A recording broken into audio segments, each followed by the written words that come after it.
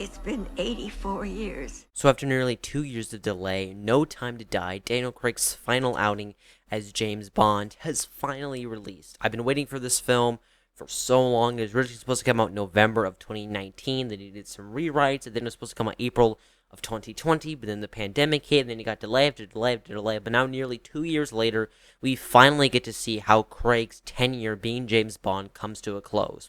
What I think about it? Let's talk about it.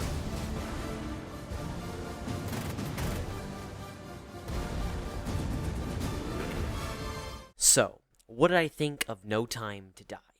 I really enjoyed this film a lot. I don't think it's without flaws, but in terms of Daniel Craig's films, I would say it's probably my third favorite. I really enjoyed this film, and I think this is a fantastic way for Daniel Craig to go, and I'm so glad that this was his final film instead of Spectre, because I enjoyed Spectre, but it definitely was not my favorite Bond film, and why No Time to Die is nowhere my favorite Bond. I would definitely do say it'd probably be in my top 10 favorite Bond films, just in general. I really enjoyed No Time to Die. First up, the casting characters. Daniel Craig is once again fantastic as Bond. He's my favorite Bond. I think it seems like he's having the most fun, maybe ever, as James Bond. He's just spry and just full of life in this film. And why this is not my favorite Daniel Craig James Bond performance, he just seems like he's having an absolute blast. Rami Malek as Safin is okay. The performance is really darn good, and Rami Malek is a terrific actor.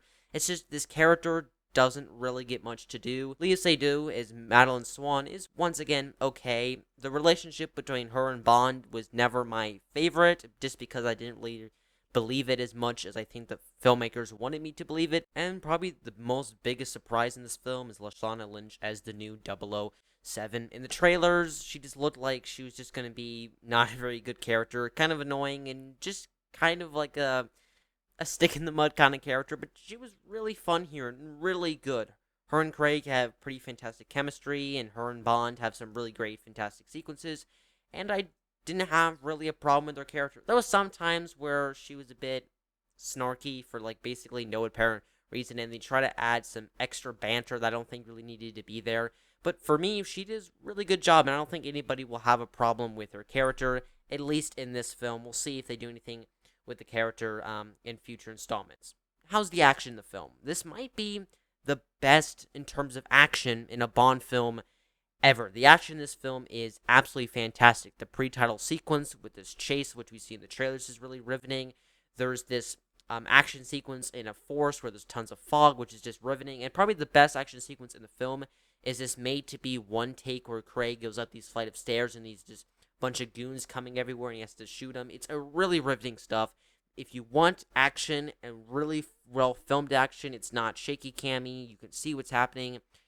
The action in this film is spectacular and really well done.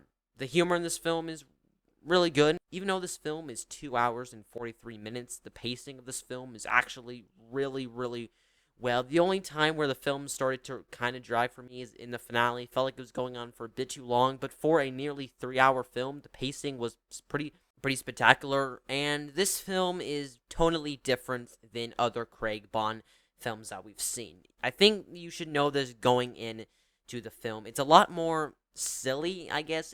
It's much more of a Bond film than the previous Craig films. We got a henchman with a ridiculous feature, this time being an eyeball. We got gadgets, we got Bond layers, we got plots, we got monologues. This is definitely the most Bondian Craig Bond film that we've got. And at the beginning of the film, the pre-title sequence, it does take a little while to get used to, but eventually you do settle into the style, which I really did enjoy. For me personally, I prefer the more dark, serious Bond films, but to end Craig's last outing as 007, to have it be more traditional Bond, I have no problem with that. This film is just fast. It's furious. It's fun. It's engaging. It's really well made. There's some problems with the film, but overall, I thought this was an extremely enjoyable movie that ended Craig's tenure in a really fantastic way. Overall, I really enjoyed No Time to Die. It was exactly what I wanted it to be. Has some problems, but I'll give No Time to Die an A-. Now I want to do something that normally I don't do. I want to talk about one specific sequence and moment in the film that involves spoilers. This is a pretty massive spoiler, so if you've not seen No Time to Die, please go watch it. I would really recommend you see the film and then come back. 3, 2, 1. Okay. Easily the biggest spoiler in this film is that Daniel Craig's James Bond does indeed die.